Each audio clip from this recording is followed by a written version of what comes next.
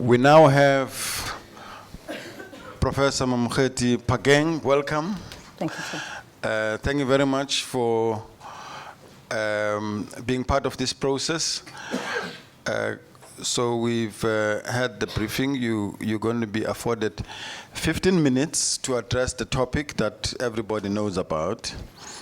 And it will be strictly 15 minutes. I have a very strong, powerful person who is very strict but polite. She'll count on your cooperation. When you have 5 minutes left, she'll warn you.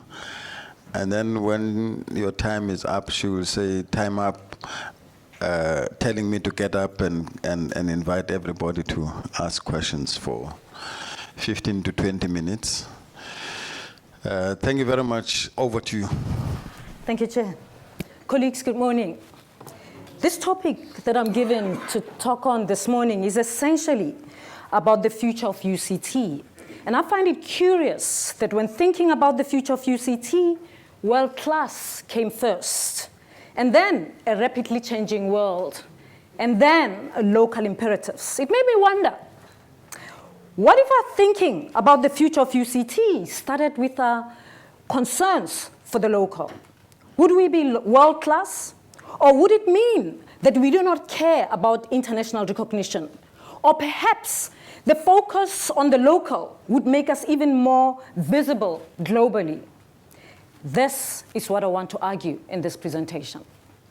UCT is no doubt a globally competitive university, so perhaps it's not surprising that being world-class is top of mind when we think about the future of the institution.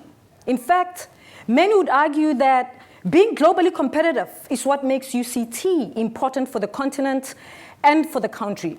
After all, every country deserves a university that is able to play on the global stage, the kind of university that produces Nobel Prize-winning knowledge, and if not, then they should at least be able to use Nobel Prize-winning knowledge and to make it available to a broader knowledge system within the country and within the region. But here's the challenge with this topic. Universities are generally change-averse, and therefore juxtaposing the world-class university with rapid change and radical transformation is very ambitious, Chair. You see, world-class is a legacy issue, which sometimes means that the past constrains innovation and dramatic reform. And in my view, one of the big challenges for us when we think about the future of UCT is our legacy as a globally competitive university. We look back often with great enthusiasm than we do look forward. And I think we need to change this if we want to face the future and continue to be world-class. Another look at the topic.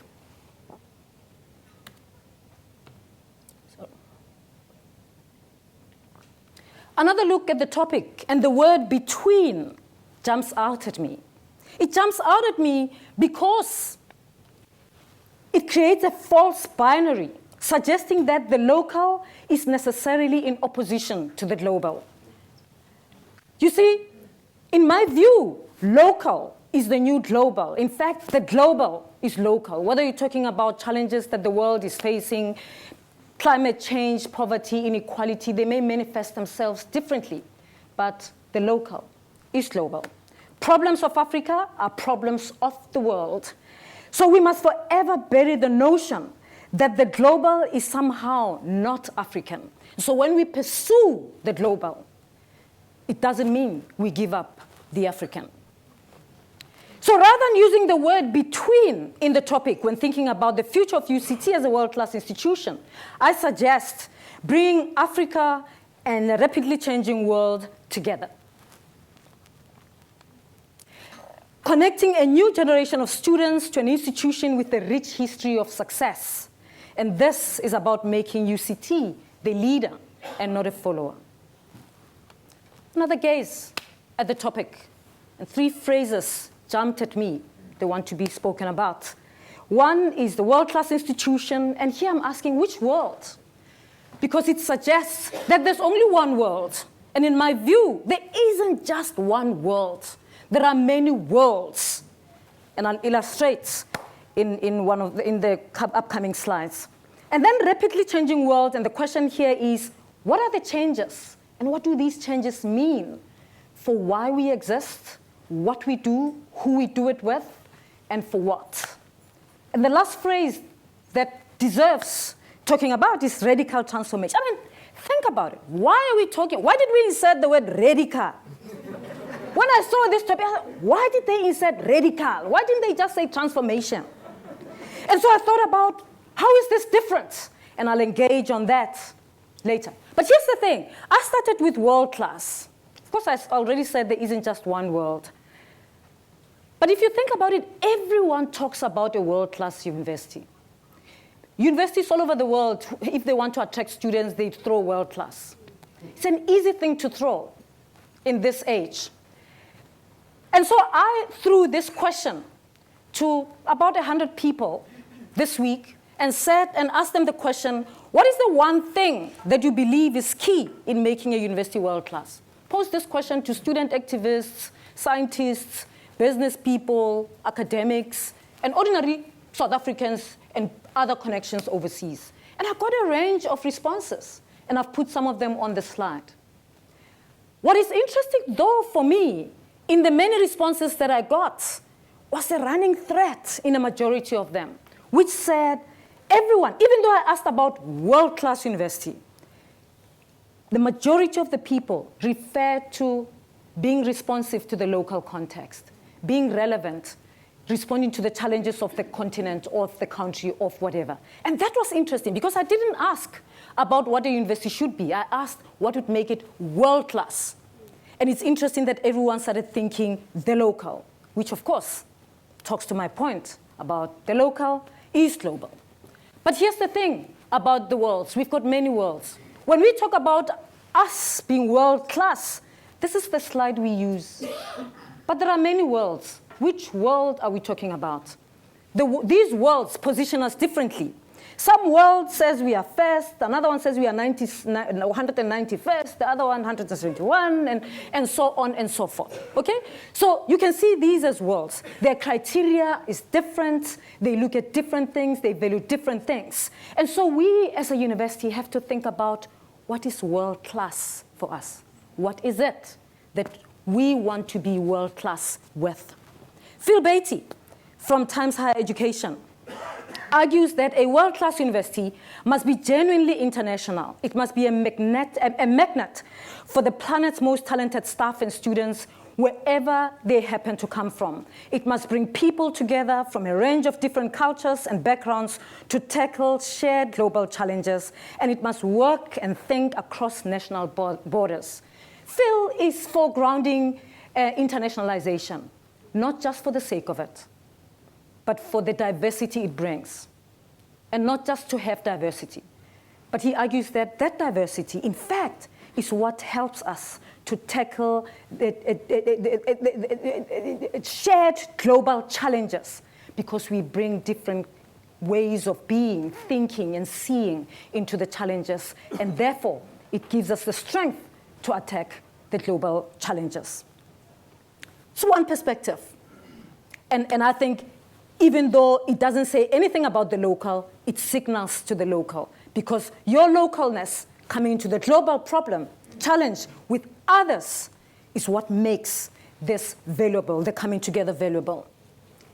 So this debate about world-class institutions has one important benefit, as Elbach argues. It is focusing our attention on academic standards and improvement, and on the roles of universities in society, and of how academic institutions can fit in higher education, in the higher education system within a country and in the global academic universe. But what about a rapidly changing world? What is this rapidly changing world, and what are the changes? The rapidly changing world, there's lots of changes going on. There's conflict, there's more war in the world right now probably than conflict than we've ever had in many years. There's climate change. The fourth industrial revolution, whether you like it or not, is going to throw us into a tailspin, and it's going to happen. Environmental politics, the kinds of students we deal with today are very different. Whether you call them millennial generation, I call them the Generation C, and I'll unpack it just now. But this rapidly changing world, what it says to us is that a generic world class won't cut it for UCT. Our strategy, if we want to be world class, will have to be dynamic and not fixed in a time frame. So think about a rapidly changing world. If you have a rapidly changing world, you can't just have a strategy 2020. Then what happens if the rapid change happens in 2018? You got to change. So we're going to have to be agile if we want to be world class in this rapidly changing world. And what about radical transformation? As I mentioned earlier, we've been talking about transformation over the years. And in talking about transformation, we've mainly referred to employment equity and or student aid to make varsity accessible to students who cannot afford. But once people have access into what we want them to have access into, they feel alienated. And so from access, we have to go on to participation. From participation, then we have to talk about equity of outcomes, which is empowered success. And so when we talk about transformation, radical transformation, it goes beyond access and participation. We've got to ask, what happens with those people who we've created access for when they get into the space? How does the space change as a result of them being here? And how do they, what do they become in their being here as the space changes? So it's going to be, they're going to change the space is going to change them as well. And that's what radical transformation is about. It's not just about creating access. People come here and then they have to change to be like the space, but the space remains the same. Transformation means the space is also affected by who comes into it. So it is more than simply demographics. It's even more than just curriculum. It is about intellectual investment by everyone. Students have to be intimately involved in institutional culture. So the transformation does not become another form of managerialism, because increasingly in higher education institutions, the transformation discourse is becoming constructed as an alibi for compliance and control. And this is why the debate has now moved from transformation to decolonization. So our local context, as well as the rapidly changing world we live in, demands a different kind of leadership and understanding of who our students are. And thus a rethinking of why we teach, how we teach, and what we teach. And so I said the students that we teach are Generation C. They are very different from what we had before. Generation C is not an age group, it's an attitude and a mindset that describes people who are who deeply care about creation, curation, connection, and community. They bring a completely different set of attitudes, values, and behavior, something that we are not used to at all. And higher education institutions all over the world started experiencing it sharply in the last 4 to 5 years. Their mindset is characterized as putting people and the planet before self-advancement and profit. They do not believe presidents, CEOs, and vice chancellors are credible anymore. They eat, sleep, and breathe the internet, whether you like it or not. They are here in our classrooms, and they are not only our students, they are also our employees and the partners we collaborate with. So who we teach has implications for how we teach. And so when we have our students in front of us and we have challenges with students, looking at the future, what we need to deal with is not to say, what's wrong with them? Why are they doing this? Is to ask ourselves the question, what skills and mindset do we need to inspire, motivate, retain Generation C as interested and committed students, valued employees, and law-abiding citizens? We've got to challenge ourselves because it's Generation C, thinks differently, does things differently, and so at some stage we've got to start challenging ourselves and ask ourselves, how can we adapt our strategies to a world where those we lead give their loyalty first to social responsibility ahead of personal advancement and or profit? My last slide. And this is about what I think will take UCT to a position of as a locally relevant and globally competitive university. I think we need cutting-edge research that speaks to challenges of our country, region, continent, and the world. I think we need talented academics and students from South Africa, elsewhere on the continent, and internationally. I don't mean to be controversial, but this is not anti-transformation. It's very much in line, and I can talk to that, if you like, afterwards. You see, we have to make sure that UCT becomes an international experience for our students, an international experience that is uniquely African. Because when they're here, in 100-meter radius, they can be with people from 50 different countries, and so they can experience the world, but in a uniquely African way. The third thing is, I think we need to make the UCT student experience positively unforgettable. When you do that, you build loyalty and unity among alumni from different backgrounds. And so maybe we might even get to a stage where you don't need to have black alumni and this alumni. We have the alumni, and they work together for our good of the institution. We need to rethink curriculum. And rethinking curriculum is important. But we also need to not believe that curriculum is everything, because it is not everything. Important as it is not everything. We need to make the lecture room a place of innovation rather than imitation. We have to make sure that excellence in teaching at UCT is just as important and as valued as excellence in teaching. So the idea of having senior professors buying out their teaching so that they can have more time to do research and the junior people can teach undergrads, actually, we should deal with it. Because that's where we need our highly talented researchers to teach undergraduates so that undergraduates can also benefit from this scholarship that's cutting edge. We also always have to show the link between knowledge, not essentializing the local or the global. There should be no antagonism between the local and the global, and between service and innovation. And more importantly, we have to be unashamedly African, even in our global competitiveness. And so Vision 2020, that we have to be inclusive, engaged, and research-intensive university is on point. Thank you very much.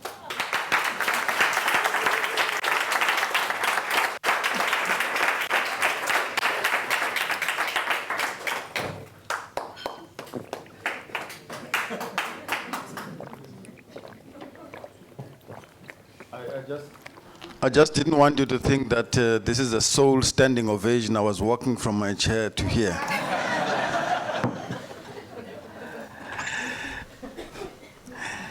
Thank you very much, Professor. I liked a part of your presentation that said students don't see generations, Yeah. Doesn't Have no respect for CEOs. Have no respect for CEOs, presidents, and all of that. What I liked about that, it didn't refer to chairpersons. So I would assume that I'm trusted. Okay, let's take questions. Siku? We'll take a cluster of 3 questions, and then you can answer. If you could be brief and to the point in answering so that we can reach out to a larger number. Thank you, Professor Phakeng. You know me. I wonder if you could just tease out for me a statement that you made about the experience of UCT being uniquely African. I need you to tell me what essentially that means in sort of maybe even practical examples. Thank you. Mm-hmm.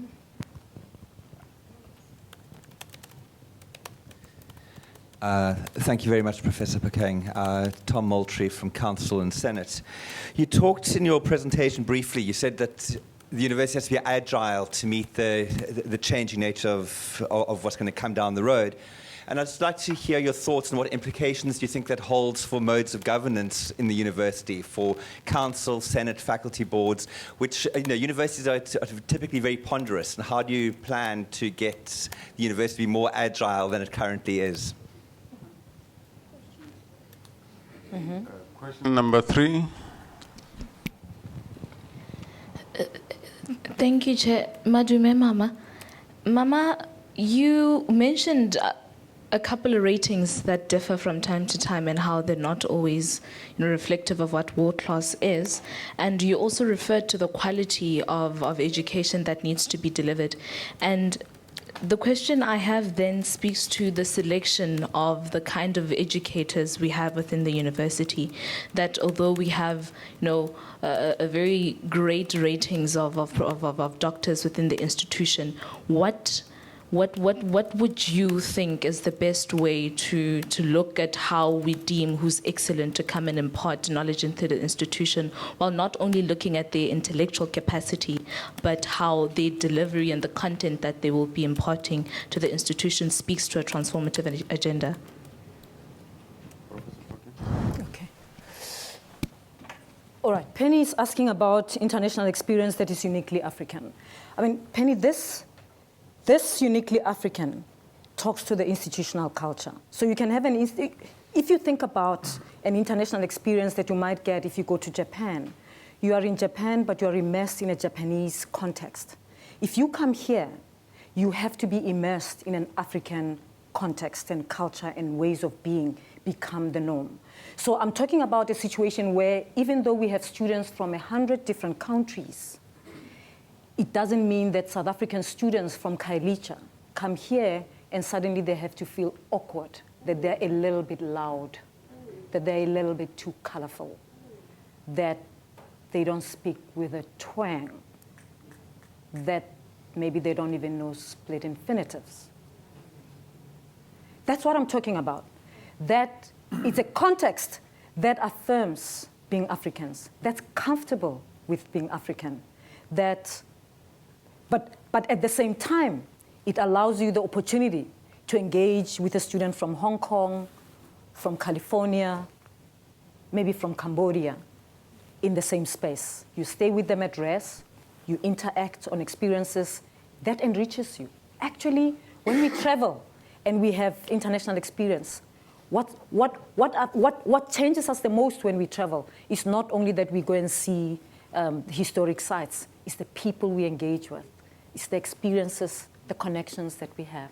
And we would I think that's important. I think we have a huge opportunity, a possibility to do that on this campus, given who we are and the potential that we have, that we can attract students. So that's what I'm talking about. At the moment, it's not that the same. A student from Guguletu coming here feels like they're going to the US, actually. They come here, they've got the APR scores, they like the place, but it doesn't really feel like them. And so it's that what I'm talking about. How do we do that? Tom, agility and the implications that it might have for governance. I talked about agility and I referred to strategy. I mean, and I'll start at strategy, and I'm not saying that, when I say we've got to be agile, I'm not saying we throw out governance. Governance is key, right? But we also have, within governance, we know that there are things that can be done faster. There are things that can be done faster, Tom, that we are still not doing fast now. I mean, I can tell you that I came with a student from Gauteng who's coming to do a master's here, okay? And how long it took for them just to register. Just to register. They're a master's student. I can tell you of an issue that I have on a table of a student who's got funding for a PhD. He's got funding for a PhD already, it's committed. They've applied months ago. They get told last week that no, we can't take you. They have said no to everybody because they want us. And now here they're sitting with funding and they're saying to me, Prof, I've got this money.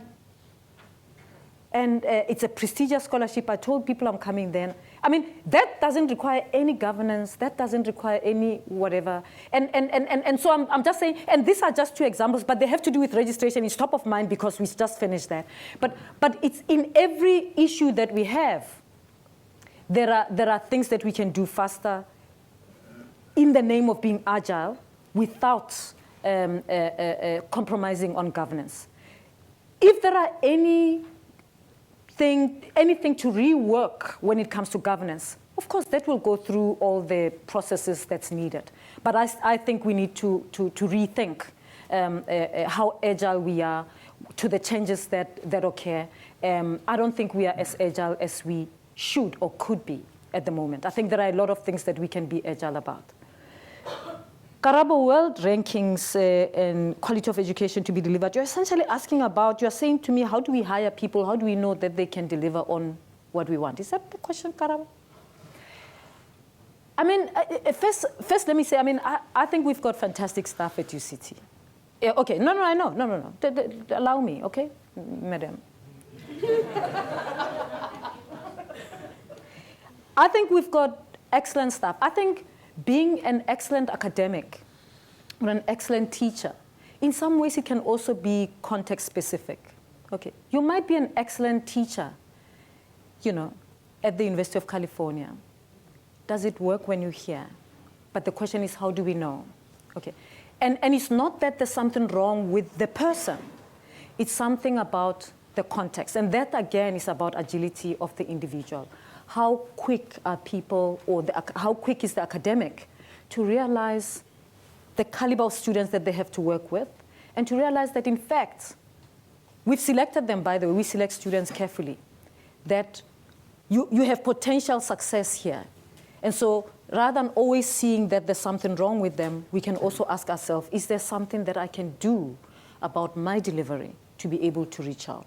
Or maybe I should do a flipped classroom where the delivery is different and maybe the students can respond differently. And I think this is not a challenge only for us, it's for all universities. Teaching at universities is a challenge because many of us teaching at universities haven't done education. So people are excellent scholars, but people haven't really done teaching. They haven't studied teaching. Many people learn to teach at university, and many people become excellent university teachers from practice. But it's something that can be worked on, and Chad would be an expert, I think, in that regard. Okay, next question.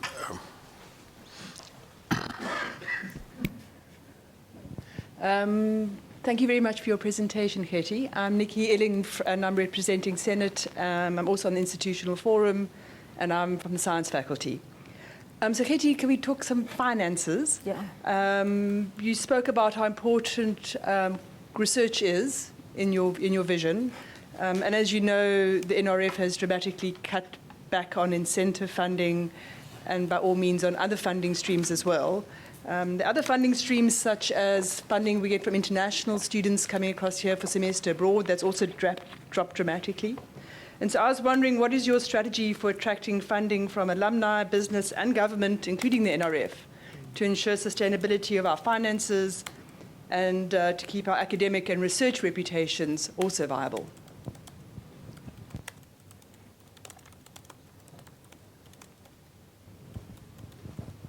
Good morning. Thank you, Prof. Phakeng, for your presentation. My name is Professor Magula. I'm from UKZN, and I'm here representing the Association of Black Alumni. I'll start off with a comment, and then I'll ask my question. My comment is that at the current time, the Black alumni actually do see a need for being organized as Black alumni for this institution. And Ivy Leagues, universities worldwide, including Ivy League universities, have very strong organized Black alumni groups. So with respect to my question, when you do achieve access and participation, how are you going to manage the real possibility of funding withdrawal by funders, as well as alumni who want to see UCT remain the same and not buy into the concept of transformation? One more question. Oh, we're going to wrap up early.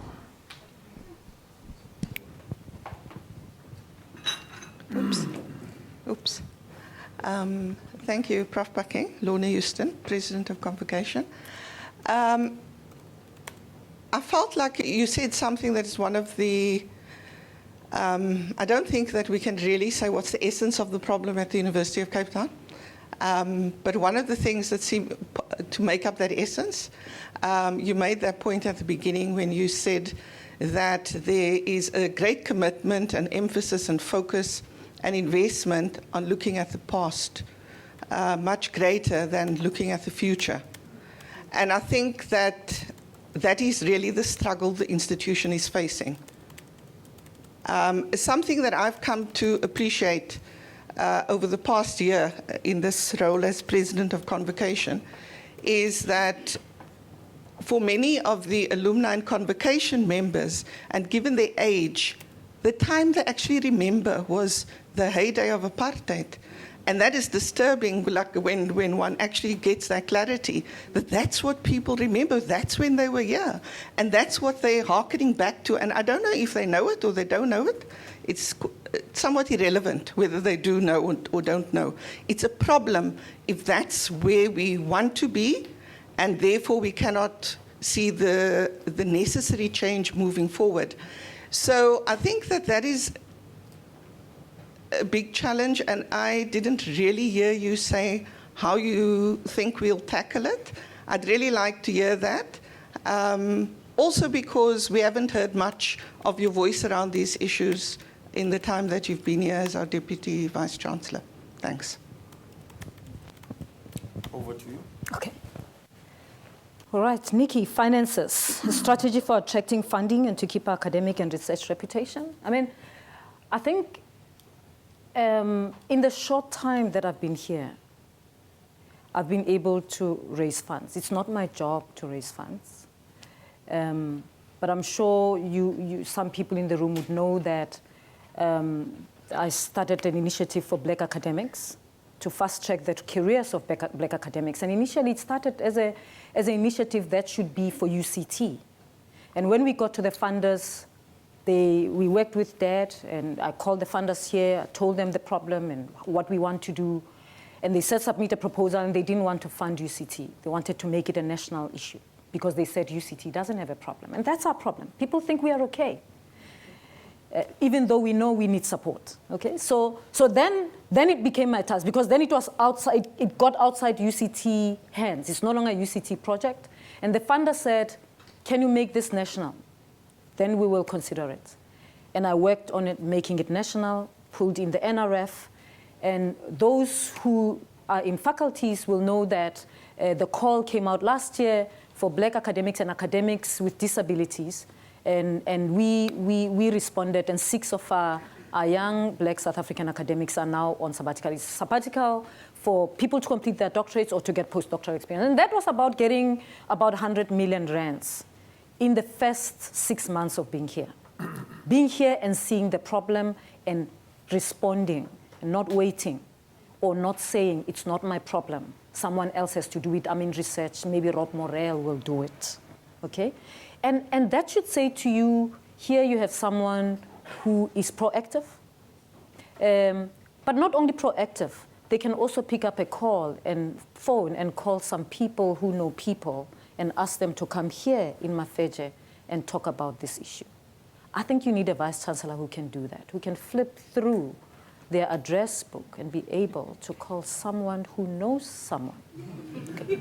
I'm not saying I know everyone, but I'm just saying, not only to know people, but to have the vision to say, we've got to be able to do something about this. We can't have this problem and just sit and not do anything about it. And so for me, I think that's where, I mean, and I don't want to talk about the work that we've done for honor students, where we've worked together with you, Nikki, to for the first time this year, honor students are having full funding. We've changed the rules of funding. And we've mobilized funding from inside, and we've got to work harder. And I think it connects with your question, Prof, about UKTABA. And by the way, I have a great respect for UKTABA. I've met with them myself in my office. I understand what they stand for, and I think it's key. So I'm by no means saying when we build a strong alumni that you do away with UKTABA. But I can talk about the complexity of having 3 alumni bodies in a university.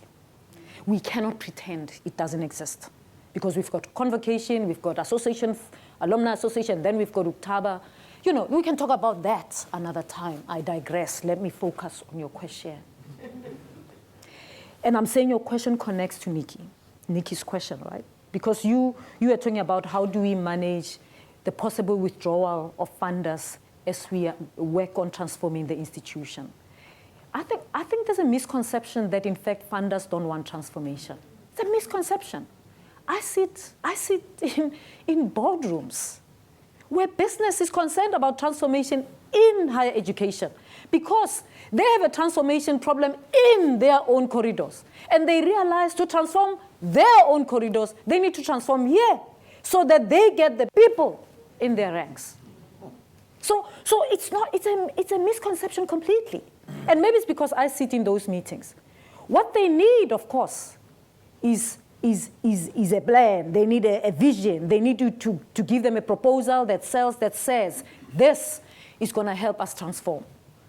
And it's responsible, look at what we can do, and they do get into it. I mean, the program that I talked about for black academics that I initiated in the last, since I came here, it's not the only thing that I've done to raise funds. I've done other things for my discipline of mathematics, not focusing at my university, but focusing nationally. So my look actually has been national. Okay, so I don't think, I want to allay your fears. Perhaps if you say, how do we get our alumni to be so loyal that they don't think about giving anyone else the money but us? If I get this job, the alumni is my first assignment, actually. The Vice-Chancellor needs to have a strong relationship with alumni, not because we agree with them all the time, but because we care about the same thing. And that's to Lorna's point. Convocation is key. I've been president of convocation myself at Wits University. And I know the importance. I mean, as president of convocation, I'd always say to the Vice-Chancellor at Wits that, of course, I don't report to you, Mr. Vice-Chancellor, but I'm here to make sure that what you are here to do succeeds. So it's important that you and I meet regularly. So as president of convocation at Wits, I set up the meeting with the Vice-Chancellor to say, we've got to meet twice a year. I've got to tell you what's going on. You've got to tell me what's going on. I've got to know where you're at. If I get this job, the alumni will be my first assignment. I mean, it's a period. I mean, since I came here, we don't have, as an executive, a way of meeting with whether Utaba or convocation. We meet convocation at the end of the year. And maybe I came at the wrong time. But the convocation meeting that I went to, it's confrontational when Lorna was elected. But I think as much as it's a difficult time and we don't agree, it's a time to make tough decisions.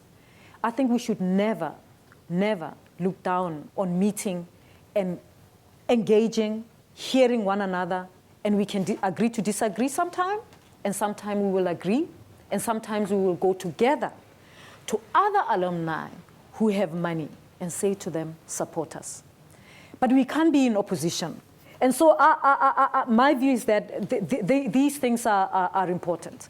I didn't go to the last alumni convocation meeting, Lorna, because I was in China. There's a job to do and so on and so forth. But anyone who's in the executive will tell you that I've always said it's important. It's important that we meet with the alumni. Convocation. Diana Yacht, who chairs the Alumni Association, invites the executive routinely, and I went. I mean, and the committee was late. I sat here. I think I spoke with them only at 6:30. But it's because I thought it's important. It's important that the alumni know what is happening in the research and internationalization portfolio. What is it that we're getting up to? What are our challenges? And where can they intervene? Even if they become hard on me, it's okay. I have a message to tell them, and maybe they have something to tell me, and perhaps also to teach me. And so I look forward, if I get this job, to engaging with alumni. As I said, it's a key constituency that will be first on my list. In fact, when I travel as DVC chair, I meet with alumni. I mean, when I travel, I make sure that I organize a dinner with alumni, whether it's in Singapore, Rwanda, I'm going to Germany now. And some of these trips have nothing to do with UCT, they're about my discipline. And I still organize to meet with the alumni because I know the importance of the alumni, having been president of convocation. Okay, are we doing the last three now, Siko? Okay, last three questions. Good morning, Chairperson. Good morning, Gethi. I'm Professor Lange, for those of you who do not know me.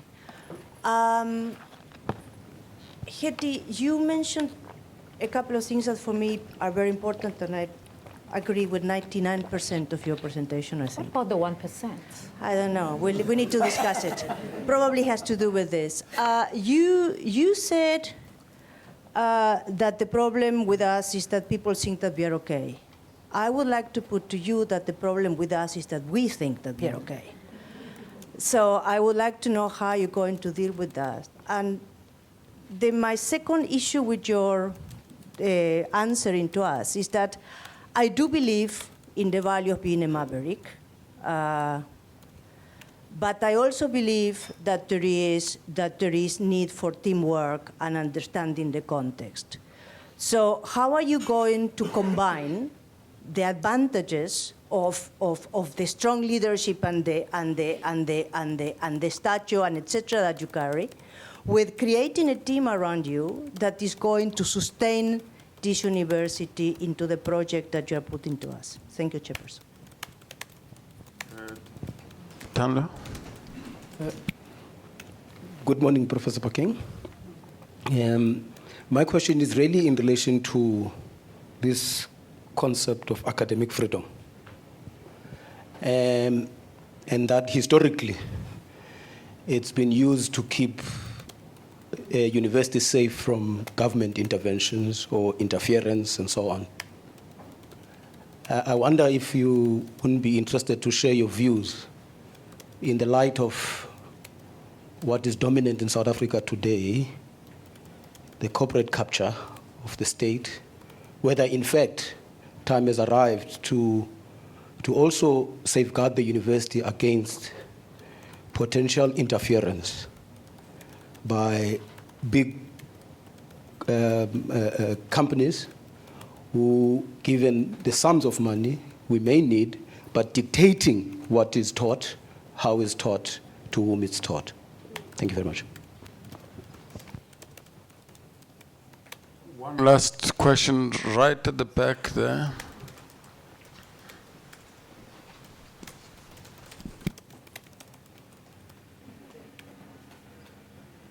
Morning, Prof. Phakeng. I'm going to declare my bias as the head of HR, and that it's got something to do with my question.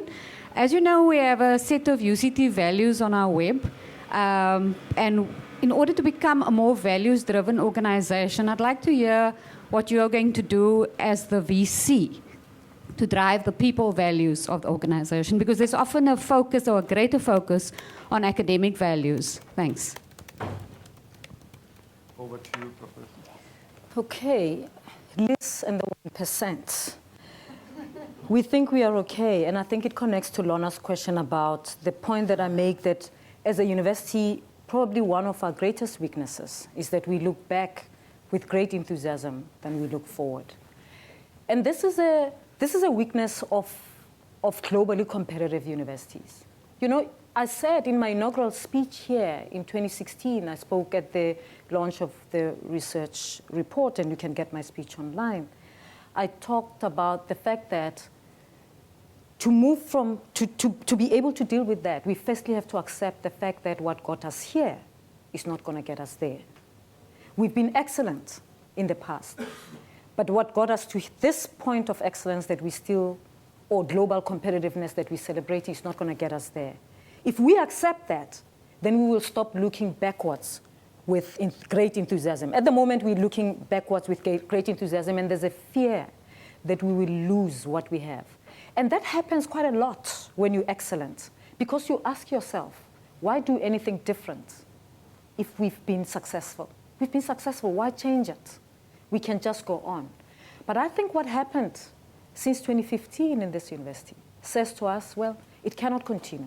So actually, I think even though there may still be people looking back enthusiastically, there's a great number of us in the university who are standing and saying, of course we can't do what we've always done.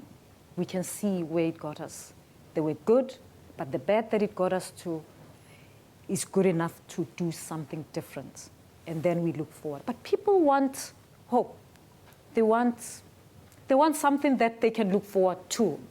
And that's where leadership is important. And you talked about, you say, I'm a strong leader. I don't know. And you say, what does strong leadership, how will I measure strong leadership with team? Okay?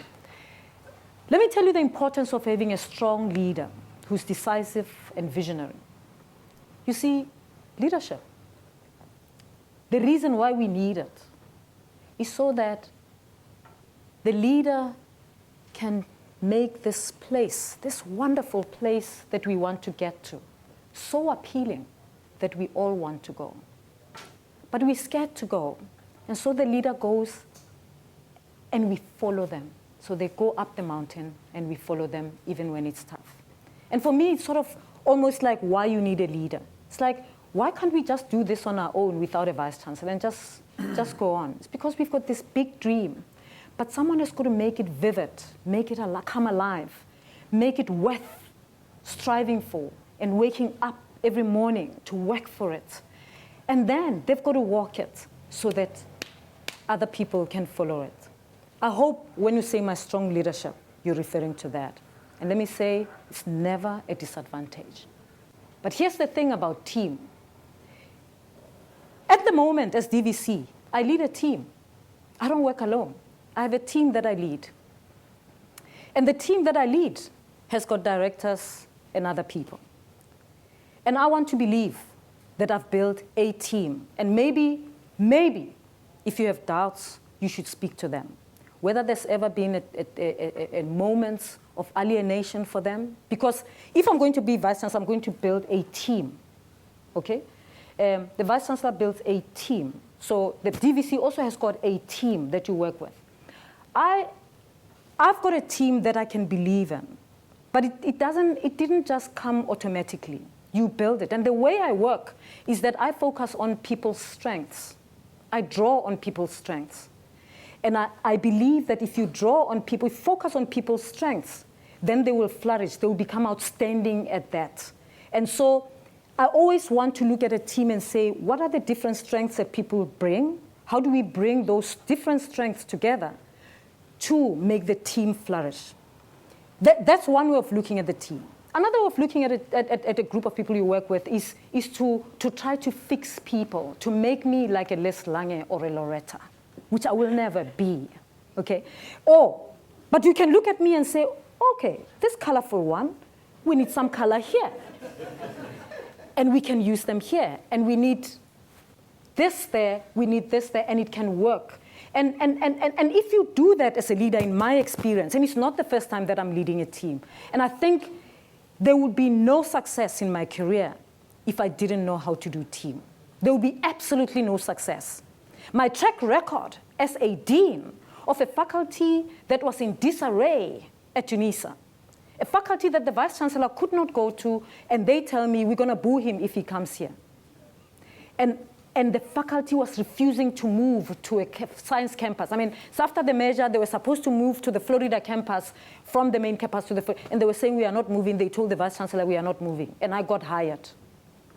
Okay, and there I am. I'm the Moses who must take them to the promised land they don't want. Okay, let me tell you this, Les. You can do your research. Not only did they go to the Florida campus and we built an amazing science campus, they went there singing and dancing. Of course, there were resignations. I think in the first month after I talked about the Florida campus, 14 people in the School of Computing resigned and went to Meraka Institute. And you can go to Meraka and ask people why they resigned. It had nothing to do with me. It had everything to do with the fact that they didn't want to move. And people can tell you, I then recruited on Facebook. I put a thing on Facebook, that was back in 2009. I put a thing on Facebook. If you have an honors in IT, IS, or CS, send me an inbox. I recruited 10 young people who had honors programs. I put them into a development program. 3 years later, some were doing masters, PhDs. Some of them are still there at UNISA, and they are in the school. Okay. So what I'm saying is that you can build a team. You can't succeed without a team. You don't get people to follow you to a campus that's more than 50 kilometers away without a team. Head of departments must believe in you. Directors of schools in that context had to believe in you. But how do you get them to do that? I focus on strength. And there's a track record. I can tell you many stories, but I'm going to challenge you. Please respond to the last two very briefly. That's fine. Because we're over the time now. Miriam, I'm going to jump to you because that connects to your thing. If you check now, what I do with the people values of organizations, I mean, I interact with staff at the bottomest level. Here at Bremner, whether it's a cleaner, security guard, or whatever, they've either interacted with me, got a hug, or went to lunch with me. No doubt about it. I don't have to pretend about it. People is me. anyone in my portfolio, in the departments in my portfolio, I visit departments in my portfolio twice a year. And this year, I've been doing a conversation with them on living our vision. I've been talking about what does it mean? We have this strategy and we have a vision as a university. What does it mean to live our vision? And I get even the junior of staff. When I'm at the research office, by the way, and I meet with staff, the cleaners come and the security guards come. They sit there. I tell them, you are part of the staff. And we talk about living our vision. What does it mean to have a cleaner understand that we are striving to be inclusive, engaged, and African? And if I'm Vice Chancellor, I will do some of that stuff, engaging with people, because people values is just as important, I agree with you, as the academic project. And I think in my track record here, notwithstanding where I come from, shows that.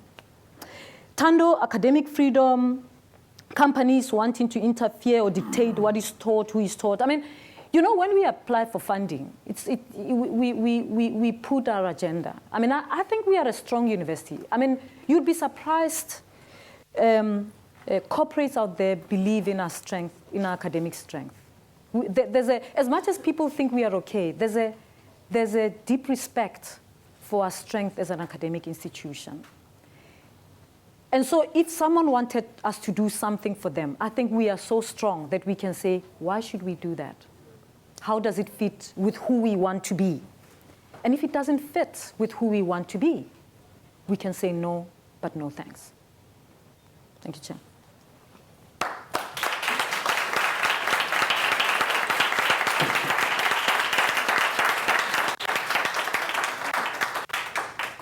Yes, that's enough. Professor Phakeng, I do want to afford you an opportunity to, can you please not leave, because we are not done yet, just about to be done. If I gave you 2 minutes and asked you to say something that you would have loved to say, but you didn't have the time, what would that be? No, I won't say. I would have said more to less, but you stopped me. Do you want me to continue? It's not a cup of coffee because you've asked it in the context of other people. I could continue, Les. Yeah. That you see, I was talking about building a team. You can build a team, you have a group, right?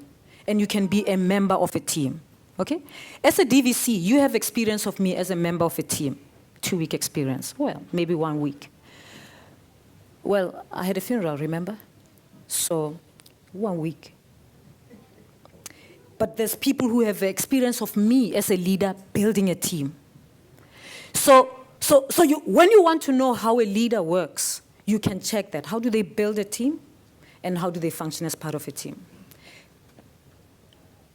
I am principled. And that annoys people in general. But that's good for the institution if we want to know what we're here to do. I want to contribute to making a team strong. And I want to believe that in this university, having been in this room, talking about our strategic plan, I've made interventions that build a team. I've introduced things that are off the edge. I mean, when I asked the executive to meet with Dr. Lushaba to talk about the activism of today, it was unthinkable. I mean, people thought that Bremna is going to fall apart. Do you know Dr. Lushaba, Wena? Okay. But people thought it's going to fall apart, and I asked him to come and meet with the executive. And that's what it means to be part of a team, all right? You suggest to the team things that can strengthen the team. And I felt that we need a dissenting voice to come and talk to us, a voice that we never hear, that we only hear when it shouts from the picket line. And we create narratives about this voice that we don't understand. Can we call this voice into the room and say, tell us, teach us, what's going on? Where does it come from? What informs it? And I did that. But that's guts, you know? And people can hate you or like you for it, right? But that's being part of a team. You contribute things, you build things, okay? And sometimes you say to the team that you belong to, I don't think that will work. I don't think that will work. And that's my style. If I'm part of the team, There'll be times when I will feel confident. I always feel confident to speak my mind. And I will say, if I feel it will not work, I will say if I feel there's something different we need to do, and I will say if I feel that there are things that are going right. And I feel that I've been responsible as a team member. Good. A team member. But as a team leader, absolutely stunning.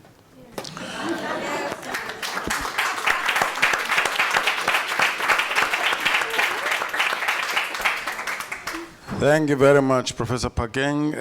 We're now going to release her, and I'll say a few things to you without her being around. Please hope that they are going to be pleasant things. Just in case they might be unpleasant, brace yourselves.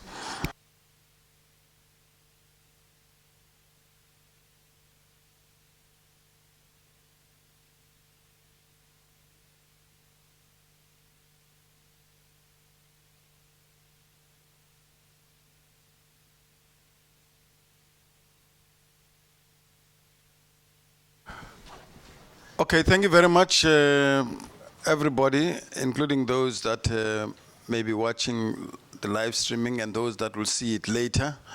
We had two very interesting candidates, very, very different. And please assist the selection committee by sending questions that you think we should answer. Can't promise that we'll necessarily get to all of your questions, but we'll try and do our best in asking the questions and going deeper into the issues, particularly the areas that you think we should are maybe of concern to you and your constituencies. But I really would like to thank you very much. Siko, is there anything that you told me to say that I have not said? Didn't tell you to say it, but I will say it. Just your questions, if you can send them through by 4:30, please. So we will receive them, but we will not look at them if they are sent after 4:30. Thanks. Yeah. By the way, Siko means... No, it's not presence. It's stature. It means you have a presence. It's not present, it's you have a presence. So it's not about size. So when she says 4:30, you better get it there at 4:30. Otherwise, you'll see what that means, what Siko means. Thank you very much.